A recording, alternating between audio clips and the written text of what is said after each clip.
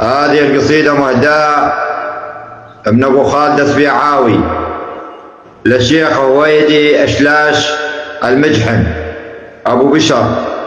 إي والله نعم، من الشيوخ العفادلة راعى الحمية وراعى الفزعة. وأقول: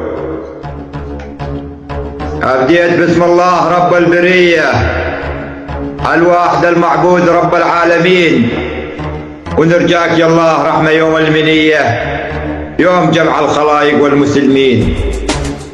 واكتب أبيات شعر الراعي الحمية لهويدي أشلاش 7 الميادين. يا شيخ النشامة ويا فخر كل شعبانية، يا بن سليل المكارم ورعوف الضعيفين.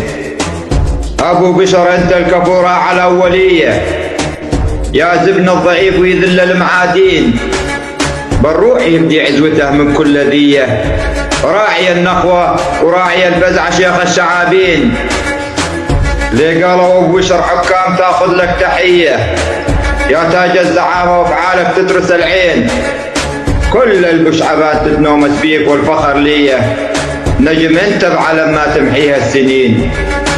المحزم المليان ولا يرضى بالدنية، يشمخ بعز فوق روس السلاطين. يا درع البوشعبان انت وراع القضية، في وقتنا الحالي قله مثيلين. يا مكرم الضيف بين شباش وثنية، أبو بشر بالكرم يعمر دواوين. البيت مشرع بالهلا ودلال مرجية، لا جيتها الضيف قال يا مرحبا وأهلين. جاك سلام من أبو خالد من أرضك يا الشامية لهويدي أشلاشي والله نعمين. جعل ربي حياتك عز وعيشة هنية، ويحفظك ربي من كيد الخبيثين، ويحفظك ربي من كيد الخبيثين. وسلامتكم.